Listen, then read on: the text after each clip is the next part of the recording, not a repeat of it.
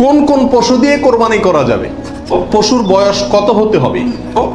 দাঁত দেখে বয়স নির্ধারণ করে আমাদের দেশে, এটা কি ঠিক নাকি বেঠিক? কয়দিন পর্যন্ত কোরবানি করা যায়? কোন সময় থেকে কোরবানি করা যাবে? রাতে কি কোরবানি করা যাবে? কোন কোন পশু দিয়ে কোরবানি করা যাবে? ত্রুটিযুক্ত পশু দিয়ে কোরবানি দিলে কি কোরবানি হবে? কেনার পর যদি ত্রুটি দেখা যায় তাহলে কি করবে?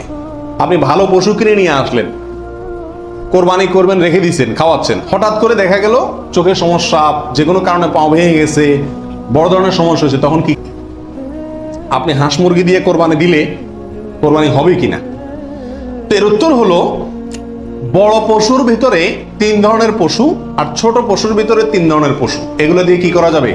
কোরবানি দেওয়া যাবে। বড় পশুর ভিতরে কোরবানি দিতে পারবেন উট, গরু, মহিষ, এগুলো দিয়ে। মহিষ দিয়ে দিতে পারবেন কিনা এটা নিয়ে ওলামায়ে ভিতরে সামান্য ইখতিলাফ আছে। অনেকে মহিষকে গরুর অন্তর্ভুক্ত করেছেন, অনেকে করেন নাই। যার কারণে যারা করেছেন তারা বলছেন করা যাবে, যারা করেন নাই তারা বলছেন করা যাবে না। এই জন্য একান্ত অনন্য উপায় না হলে সেদিকে না যাওয়াই ভালো, ইখতিলাফের দিকে। আর ছোট পশুর ভিতরে 3টা, দুম্বা, ছাগল এবং ভেড়া, এগুলো দিয়ে কি করা যাবে? কোরবানি করা যাবে। এছাড়া অন্য কোনো পশু দিয়ে, এই গৃহপালিত পশু ছাড়া আপনি হরিণ দিয়ে অথবা অন্য কোনো হালাল পশু যেটা গৃহপালিত না, সেটা দিয়ে কি করা যাবে না? কোরবানি দেওয়া যাবে না, দিলে কোরবানি হবে না। 9 নম্বর প্রশ্ন হলো, গাভী এবং ষাঁড় উভয়টা দিয়ে কোরবানি দেওয়া যাবে? কি বলেন? গাভী এবং ষাঁড় দুইটা দিয়ে কোরবানি দেওয়া যাবে? যাবে। গাভী দিয়েও দেওয়া যাবে, ষাঁড় দিয়েও দেওয়া যাবে। 10 নম্বর প্রশ্ন হলো, পশুর বয়স কত হতে হবে? কত বছর বয়স হলে আপনি সেই পশু দিয়ে কি করতে পারবেন? কোরবানি দিতে পারবেন। এর উত্তর হলো, পশু যদি হয় সবচেয়ে বড় পশু অর্থাৎ উট, তাহলে সেক্ষেত্রে সেটার বয়স হতে হবে কমপক্ষে 5 বছর। কত বছর? 5 বছরের নিচে যদি উটের বয়স থাকে, ওইটা এমনি জবাই করতে খেতে পারবেন, কিন্তু কোরবানি হিসাবে কি করতে পারবেন না, জবাই করলে ওটা কোরবানি আদায় হবে না। গরু যদি হয় তাহলে সেক্ষেত্রে তার বয়স হইতে হবে কমপক্ষে 2 বছর। আর ছাগল, দুম্বা, ভেড়া এগুলো যদি হয় তাহলে তার বয়স হইতে হবে কমপক্ষে 1 বছর। তাহলে ছোট পশুগুলা 1 বছর, গরু 2 বছর, উট 5 বছর। ছোট পশুর মধ্যে আবার দুম্বা, ভেড়া এগুলা যদি 6 মাসের বয়স, 7 মাস, 8 মাসের বয়সেরটা দেখতে 1 বছরটার মতো বড় দেখা যায় তাহলে চলবে, কিন্তু ছাগলের ক্ষেত্রে পরিপূর্ণ কি হইতে হবে? 1 বছর হওয়া লাগবে। 11 নম্বর প্রশ্ন হলো, দাঁত দেখে বয়স নির্ধারণ করে আমাদের দেশে, এটা কি ঠিক নাকি বেঠিক? কি বলেন আপনারা? এটা ঠিক।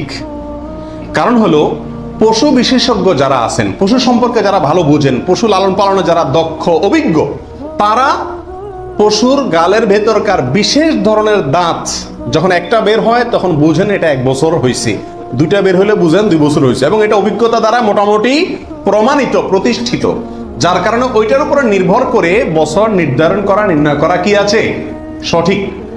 তবে কোনো পশু যদি নিশ্চিতভাবে জানা যায় তার বয়স 1 বছর, 2 বছর বা যেই পরিমাণ বয়স হওয়া দরকার সেই পরিমাণ বয়স হয়েছে কিন্তু দাঁত উঠে নাই, তবুও সেটা দিয়ে কি দেওয়া যাবে? কোরবানি দেওয়া যাবে। দাঁতটা মেইন না, মেইন হলো বয়সটা ওই পরিমাণ হয়েছে কি না। ওই বয়সে হওয়ার পরও কি থাকতে পারে? দাঁত নাও থাকতে পারে।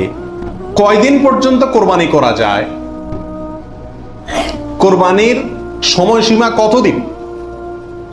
এর উত্তর হলো, এক্ষেত্রে ওলামায়ে কেরামের 2টি মত আছে। অনেক ওলামায়ে কেরামের মতে কোরবানি করা যায় ঈদের দিন, জিলহজের 10 তারিখ, আর 11 এবং 12 এই 3 দিন। এটা ইমাম আবু হানিফা রাহিমাহুল্লাহর মত।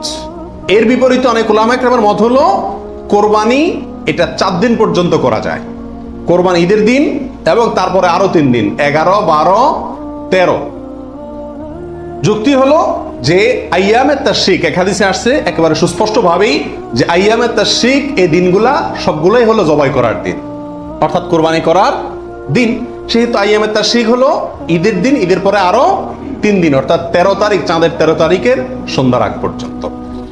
এ হলো কোরবানির দিন। তবে কোরবানি প্রথম দিন ঈদের নামাজের পরপরই করা বেশি উত্তম, এতে কোনো সন্দেহ বা ইখতিলাফ কারোর নাই। এবারে সারা দুনিয়ার উলামায়ে কেরাম একমত। কারণ নবী আলাইহিস সালাম ঈদের দিন ঈদের নামাজের পরপরই সাধারণত কি করতেন? কোরবানি করতেন, দ্বিতীয় তৃতীয় দিনে তিনি নিতেন না। অতএব একেবারে শুরুতেই করে ফেলা হলো সবচেয়ে উত্তম এবং বেস্ট। এবারে কারো কোনো দ্বিমত নাই।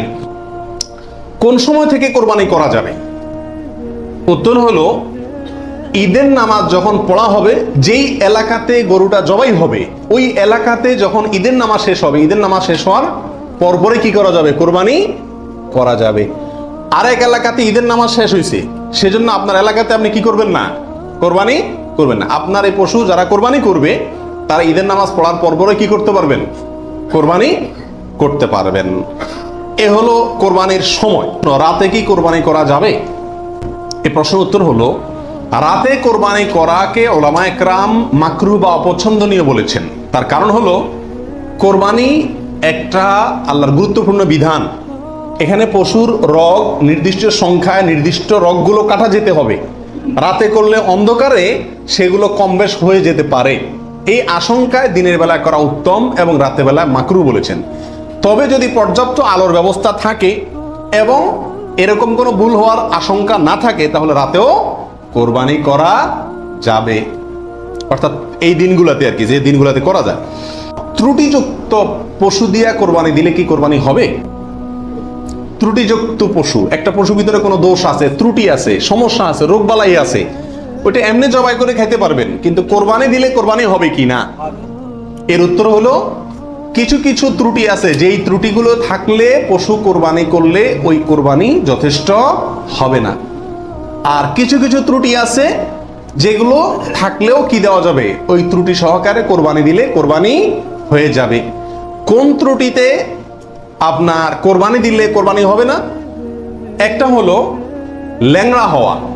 এমন ল্যাংড়া যে ল্যাংড়ার কারণে সে পশুর পালের সাথে চললে পিছায় যায়, তাদের সাথে তাল মিলায় ধরে রাখতে পারে না, অথবা জবাই করার জায়গা পর্যন্ত হেঁটে যাওয়ার ক্ষমতা নেই, তাকে ঠেলা নিয়ে যেতে হয়, ছেঁচড়ায় নিয়ে যেতে হয়, শক্তি নেই পায়ে, এক পাও হোক দুই পাও, এরকম ল্যাংড়া খোঁড়া যদি হয়, তাহলে ওইটা দিয়ে কোরবানি দিলে কি হবে না? যথেষ্ট হবে না। হাদিসে সুস্পষ্টভাবে নিষেধ করা আছে। আরেকটা হলো যে এই পরিমাণ রুগ্ন, অসুস্থ, রোগা, যে রোগার কারণে সে চলাফেরা করতে পারে না, বা ওই যে হাঁটার শক্তি নেই, প্রচন্ড রোগা, দুর্বল, সেটা দিয়ে কোরবানি দিলেও কি হবে না? কোরবানি হবে না। আরেকটা হলো যে অন্ধ, এমন অন্ধ হয়, চোখ কানা অথবা চোখ অন্ধ, অথবা চোখে এমন সমস্যা আছে যে সমস্যার কারণে সে দেখে না, স্বাভাবিকভাবে ঘাস টাস রাখলেও সে বুঝে না কোনটা কি, অথবা ওই জায়গা পর্যন্ত দেখে একা একা যাইতে পারে না, উষ্ঠা খায়, তার মানে চোখে বড় সমস্যা আছে। এরকম থাকলে এটা দিয়ে কি হবে না? কোরবানি হবে না। একটা শিং অথবা দুইটা শিং গোড়া থেকে উঠে গেছে, একেবারে গোড়া সহ উঠে গেছে, এরকম যদি হয় ওইটা দিয়ে কোরবানি দিলেও কোরবানি হবে না। তবে যদি সামান্য হয়, সামান্য কান কাটা, সামান্য শিং ভাঙা, সামান্য একটু পায়ে সমস্যা, সামান্য একটু অসুখ বিসুখ আছে, এরকম যদি হয়, সেগুলো দিয়ে কোরবানি দিলে কি হবে? কোরবানি হয়ে যাবে। অর্থাৎ ত্রুটি যদি ছোট হয় সমস্যা নাই, বড় ত্রুটি যদি হয় তার কারণে কি হবে না? ওই পশু দিয়ে কোরবানি দিলে কোরবানি যথেষ্ট হবে না। কেনার পর যদি ত্রুটি দেখা যায় তাহলে কি করবে? আপনি ভালো পশু কিনে নিয়ে আসলেন, কোরবানি করবেন, রেখে দিচ্ছেন, খাওয়াচ্ছেন, হঠাৎ করে দেখা গেল চোখের সমস্যা, যে কোনো কারণে পা ভেঙে গেছে, বড় ধরনের সমস্যা হয়েছে, তখন কি করবেন? উত্তর হলো, যদি আপনি গরিব মানুষ হন তাহলে সেক্ষেত্রে যেটা আছে ওইটাই জবাই করবেন। আর যদি আপনার সামর্থ্য থাকে তাহলে সেক্ষেত্রে আপনার ওইটার বদলে আরেকটা পশু কিনে সেটাকে কি করবেন? কোরবানি করবেন।